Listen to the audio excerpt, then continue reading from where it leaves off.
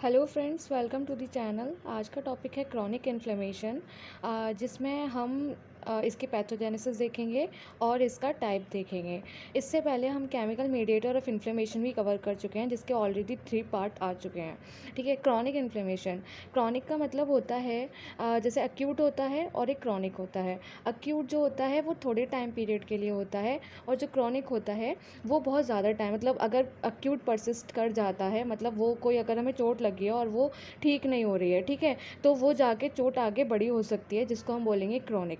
मतलब अगर एग्जाम्पल के तौर पे अगर हम देखें तो अगर कोई हमें बीमारी हुई है या फिर हमें कुछ इन्फ्लेमेशन हुई है, चोट लगी है या फिर कुछ भी, अगर वो सही हो जाता है तो वो छोटी सी चोट थी, उसे हम अक्यूट में ले लेंगे। और अगर नहीं होता, वो बहुत लंबे टाइम तक परसिस्ट कर रही है, एक बहुत लंबा प्रोसेस है जिसकी वजह से वो ठीक नहीं हो पा रही है, तो वो हम क्रॉनिक में ले लेंगे। अब इन्फ्लेमेशन है तो इन्फ्लेमेशन मतलब इन्फ्लेमेशन हुआ है और वो ठीक नहीं हो रहा है, और मतलब बार बार हो रहा है, ठीक भी हो जा रहा है लेकिन फिर बार बार हो जा रहा है, तो उसको हम बोलेंगे क्रॉनिक इन्फ्लेमेशन। ठीक है। तो अक्यूट तो हमने नहीं अपलोड किया है, लेकिन हम क्रॉनिक कर दे रहे हैं। ठीक है।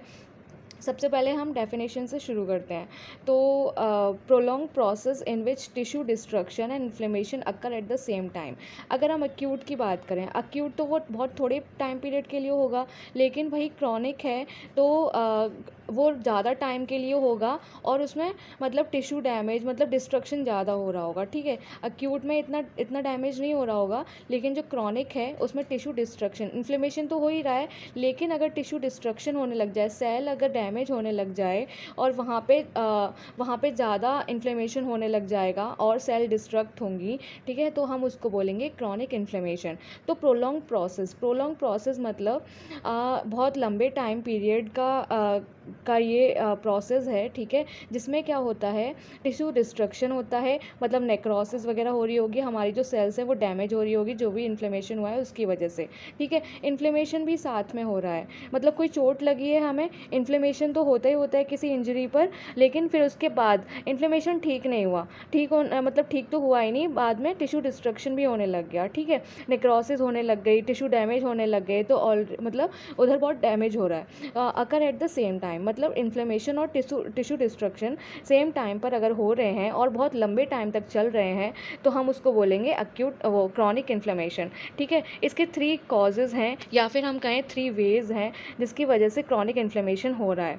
Chronic inflammation following acute inflammation, मतलब क्या है कि अक्यूट इन्फ्लेमेशन ठीक नहीं हुआ और वो अक्यूट इन्फ्लेमेशन क्रॉनिक इन्फ्लेमेशन में कन्वर्ट हो गया, जैसे कि ऑस्टियोमाइलाइटिस और न्यूमोनिया। सेकेंड है recurrent attack of acute inflammation. तो इसमें क्या है कि इन्फ्लेमेशन ठीक हो जा रहा है, लेकिन दोबारा फिर कभी मतलब कुछ टाइम बाद 1 महीने बाद 2 महीने बाद फिर से वो उसके एपिसोड्स आ रहे हैं। ठीक है। मतलब रिकरेंट अटैक, मतलब ठीक हो जा रहा है फिर दोबारा से हो जा रहा है, तो वो क्रॉनिक में कन्वर्ट हो जाएगा। जैसे कि क्या है कि रिकरेंट यूटीआई हो गया, जो कि कन्वर्ट हो जाता है क्रॉनिक पाइलोनेफ्राइटिस में। Repeated acute infection of gall bladder, जो कि है ना, जो कि आगे जाके क्या डिसीज़ कॉज करेगा, क्रॉनिक कॉलिसिस्टाइटिस।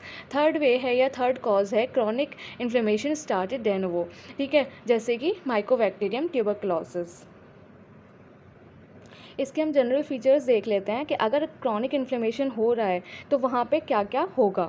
देखिए, वहाँ पे मोनो न्यूक्लियर इन्फिल्ट्रेशन स्टार्ट होगा, जिसमें क्या हो रहा है कि बहुत सारी सेल्स जो होंगी वो वहाँ पे इकट्ठी हो जाएंगी। अक्यूट की सेल्स अलग होती हैं, क्रॉनिक की सेल्स अलग होंगी। ठीक है। तो मोनो न्यूक्लियर इन्फिल्ट्रेशन, वहाँ पर बहुत सारी सेल्स ना आके इकट्ठी हो जाएंगी। तो कौन सी सेल्स होती हैं वो, फैगोसाइटोसिस लिम्फोइड सेल, जिसमें मेन कौन सी सेल होगी, मैक्रोफेजेस। ठीक है। क्रॉनिक इन्फ्लेमेशन की इंपॉर्टेंट सेल जो होती है वो मैक्रोफेज होती है।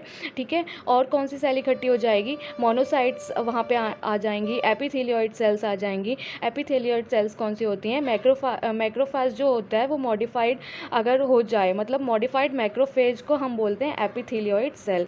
और मल्टी न्यूक्लिएटेड जाइंट सेल, ये सारी सेल्स वहाँ पे हमें क्रॉनिक इन्फ्लेमेशन में दिखेंगी, जहाँ इंजरी हुई है वहाँ पे ये हमें सारी इकट्ठी दिखेंगी, एक्यूमुलेट दिखेंगी। ठीक है। तो और कौन सी सेल्स वहाँ पे एक्यूमुलेट हो जाती हैं, प्लाज्मा सेल, इओसिनोफिल और मास्ट सेल। ठीक है। तो मोनोन्यूक्लियर इन्फिल्ट्रेशन, सबसे पहले अगर चोट लगी है तो वहाँ पे सेल्स इन्फिल्ट्रेट होंगी, मतलब वहाँ पे बहुत सारी सेल्स आएंगी, उसको सही करेंगी, ठीक है, मतलब इन्फ्लेमेशन कराएंगी, फिर सारी सेल्स को वो इन्वाइट करेंगी, ठीक है। कौन कौन सी सेल्स हैं? मोनोसाइट्स हैं, मैक्रोफेजेस हैं, एपिथेलियोइड सेल्स हैं, मल्टी न्यूक्लिएटेड जाइंट सेल है, ठीक है। एपिथेलियोइड सेल्स जो होती हैं वो मेन सेल होती हैं, मैक्रोफेजेस और एपिथेलियोइड सेल मेन सेल होती हैं। अगर हम इसका नेम सुन रहे हैं तो हम अपने आप पहचान जाएंगे कि हाँ, ये क्रॉनिक इन्फ्लेमेशन हो रहा है यहाँ पे, अगर हमें एपिथेलियोइड सेल्स दिख रही हैं तो, ठीक है। तो कौन कौन सी सेल्स हैं? Monocytes, macrophages, epithelioid cell, multi nucleated giant cell, और कौन कौन सी, इसके अलावा और कौन कौन सी सेल्स आती हैं? प्लाज्मा सेल्स, एओसिनोफिल और मास्ट सेल, ठीक है। सेकेंड है टिश्यू डिस्ट्रक्शन और नेक्रोसिस। अब सेल्स इकट्ठी हो गई, मतलब क्या है कि वहाँ पे बहुत सारी सेल इन्फिल्ट्रेट हो रही है, प्रोलिफरेशन हो रहा है, ठीक है, प्लस टिश्यू डैमेज हो रहा है, टिश्यू डिस्ट्रक्शन हो रहा है, नेक्रोसिस हो रही है, जिसकी वजह से हमारे ही बॉडी पार्ट को डैमेज होगा, और क्या होगा, वो आगे दूसरी डिसीज़ को आगे उससे दूसरी डिसीज़ हो जाएगी, ठीक है। तो क्या है, एक्टिवेटेड मैक्रोफेजेस जो होती हैं वो रिलीज़ करती हैं, मतलब मैक्रोफेजेस आ गए, ठीक है, अब वो क्या रिलीज़ करेंगी? प्रोटीएजेस, इलास्टेजेस, साइटोकाइंस और रिएक्टिव ऑक्सीजन रेडिकल। तो क्या है कि है ना, वो आगे टिश्यू डिस्ट्रक्शन कराएगी, अगर वो बहुत टाइम तक सेल्स अगर बनी रहती हैं तो वो रिलीज़ करेगी प्रोटीएजेस, मतलब जो कि प्रोटीन को तोड़ेगी, मतलब वही है कि है ना, डिग्रेडेटिव एंजाइम वो रिलीज़ करेगी, ठीक है। प्रोलिफरेटिव चेंजेस में क्या है कि वहाँ पे ब्लड वेसल्स आ जाएंगे, न्यू फाइब्रोब्लास्ट फॉर्म होगा, ठीक है, मतलब क्या होगा कि वहाँ पे वो वो डिस्ट्रक्ट है, ठीक है, वो एरिया जो है वो पूरा डिस्ट्रक्ट एरिया है, तो वहाँ पे ब्लड वेसल्स आएंगी, न्यू ब्लड सप्लाई शुरू होगी, तो फिर वो क्या बनाएगी? एक न्यू स्ट्रक्चर बनाएगी, जिसको हम बोलेंगे ग्रैन्युलोमेटस टिश्यू या फिर इन्फ्लेमेशन ग्रैन्युलोमेटस टिश्यू। ये एक लीजन टाइप होता है, ये एक बंच टाइप होता है जो कि हमें वहाँ पे दिखेगा साइट पर, ठीक है। अगर सीवियर इंजरी है, अगर बहुत टाइम तक वो इंजरी रहेगी, तो वहाँ पे हमें एक लीजन टाइप दिखेगा जिसमें बहुत सारी सेल्स दिखेंगी, मतलब वो सारी इकट्ठी हो जाएंगी सारी मिलके, और वो एक गुच्छा टाइप बना देगी, जिसको हम बोलेंगे ग्रैन्युलोमेटस टिश्यू। हम इसको ट्यूबरक्लोसिस में सबसे ज़्यादा देखते हैं, ठीक है। तो systemic effect of chronic inflammation, अगर क्रॉनिक इन्फ्लेमेशन चल रहा है, ठीक है, तो हमें क्या क्या उसमें दिख सकता है? देखिए, फीवर दिखेगा, एनीमिया दिखेगा, और लीगोसाइटोसिस दिखेगा, ESR जो है, इरेथ्रोसाइटिक सेडिमेंटेशन रेट जो है वो इंक्रीज़ हो जाएगा, और अमाइलोडोसिस मतलब ये एक प्रोटीन होती है जो कि वहाँ पे वहाँ पे अमाइलिन प्रोटीन होती है जो कि है ना, जिसमें म्यूटेशन हो जाता है, और ये हमें वहाँ पे दिखेगी, ठीक है। अगर ये क्रॉनिक इन्फ्लेमेशन अगर परसिस्ट करता है, मतलब ये बहुत टाइम तक रहता है, तो ये सेकेंडरी सिस्टमिक अमाइलोडोसिस में कन्वर्ट हो जाएगा, ठीक है, मतलब एक दूसरे डिसीज़ को ये बर्थ देगा, ठीक है। नेक्स्ट है पैथोजेनेसिस में क्या हो रहा है, मतलब हम इसमें देखेंगे ग्रैन्युलोमेटस जो हमने पीछे पढ़ा, उसमें क्या होता है, मतलब वो कैसे बनता है। तो ये जो होती है टाइप 4 हाइपर सेंसिटिविटी रिएक्शन होता है,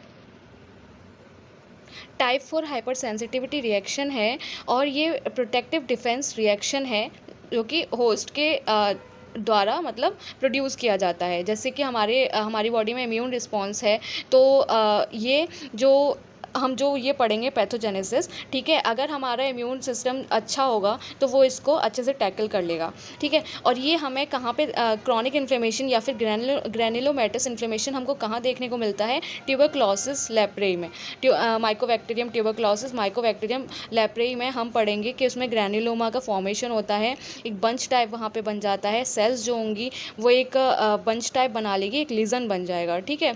तो पैथोजेनेसिस देखते हैं हम, सेल इंजरी होगी, ठीक है, कहीं हमें चोट लगी, इंजरी हुई सेल को, ठीक है, तो क्या होगा कि हमारा इम्यून सिस्टम वीक होने की वजह से या तो जो बैक्टीरिया है या फिर कोई फॉरेन एजेंट है, या तो वो ज़्यादा स्ट्रॉन्ग है या हमारी बॉडी का रिस्पॉन्स ही जो है वो वीक है, ठीक है। तो जिसकी वजह से वो जो एजेंट है, जो कि फॉरेन एजेंट है, वो उसको डाइजेस्ट नहीं कर पाएगी, हमारी बॉडी के जो भी प्रोटेक्टिव मैकेनिज्म हो रहा है वो उसको डिस्ट्रॉय नहीं कर पाएगा, ठीक है। तो उसकी वजह से due to the weak acute inflammatory response, ठीक है। तो इसके बाद क्या होगा, वो मैक्रोफेज उसको एनगल्फ तो कर लेगी लेकिन उसको डिस्ट्रॉय नहीं कर पाएगी, ठीक है, एनगल्फ कर लेगी, लेकिन जो इंजूरियस एजेंट है वो वहाँ पे परसिस्ट कर जाएगा, मतलब वहाँ पे वो रह जाएगा, मतलब वो डिग्रेड नहीं होगा, ठीक है, डाइजेस्ट नहीं होगा। हमारी बॉडी का वीक अक्यूट इन्फ्लेमेटरी रिस्पॉन्स है, ठीक है, जिसकी वजह से मैक्रोफेज उसको एनगल्फ तो कर लेती है लेकिन उसको डाइजेस्ट नहीं कर पाती, ठीक है। तो फिर क्या होगा, टी सेल मीडिएटेड रिस्पॉन्स शुरू होगा, ठीक है, टी सेल मीडिएटेड रिस्पॉन्स शुरू होगा, या तो फिर भी कुछ सेल जो होंगी वो डाइजेस्ट नहीं हो पाएंगी।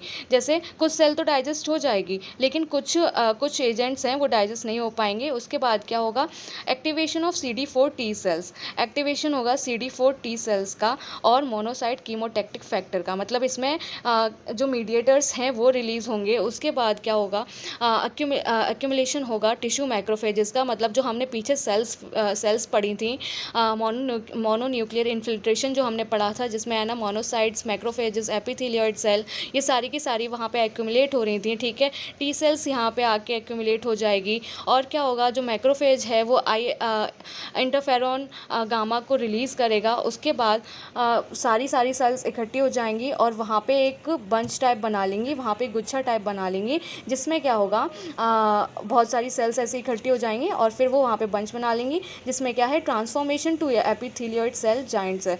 मतलब क्या है, वहाँ पे epithelioid cell, giant cell, monocytes वहाँ पे सारी एक्यूमुलेट हो जाएंगी और secretion of fibroblastic proliferative cytokines. तो ये यहाँ पे जो ब्लड वेसल्स है वहाँ पे ब्लड सप्लाई शुरू हो जाएगी, फाइब्रोब्लास्ट फॉर्मेशन हो जाएगा और एपिथेलियोइड सेल, मोनोसाइट, जाइंट सेल्स ये सब वहाँ पे एक्यूमुलेट हो जाएगी और ग्रैनुलोमा का फॉर्मेशन हो जाएगा।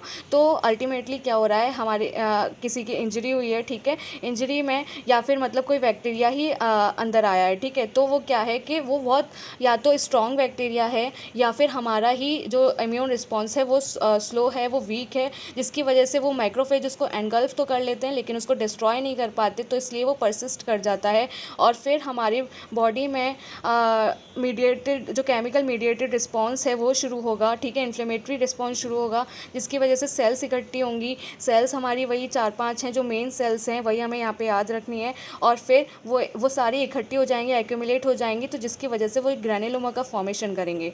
ग्रैनुलोमा का फॉर्मेशन मतलब हमने यहाँ पे ये इस टाइप का दिखता है, ठीक है। तो इस तरीके का यहाँ पे ग्रैनुलोमा का फॉर्मेशन हो जाएगा, ठीक है, जिसमें हमें जाइंट सेल्स दिख रही है, नेक्रोसिस दिख रही है, मतलब टिश्यू डिस्ट्रक्शन दिख रहा है और मैक्रोफेजेस जो हैं वो हमें दिख रही हैं, लिम्फोसाइट्स दिख रही हैं, फाइब्रोब्लास्ट दिख रहे हैं और ये जो है वो एपिथेलियोइड सेल्स हैं, ठीक है।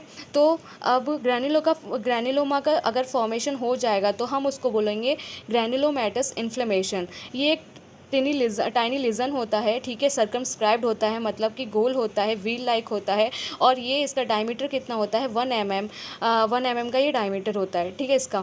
और क्या है कि collection of modified macrophages called epithelioid cell. हमने वही बोला क्या है ना, मैक्रोफेजेस का मॉडिफाइड वर्जन होता है एपिथेलियोइड सेल और वो वहाँ मतलब बहुत सारी वहाँ पे इकट्ठी हो जाएंगी। Rimmed at periphery by lymphoid cell, और पेरीफेरी पे लिम्फोइड सेल सारी इकट्ठी हो जाएंगी, ठीक है। अब हम ग्रैनुलोमा का कंपोजिशन देख लेते हैं कि ग्रैनुलोमा किससे बना है।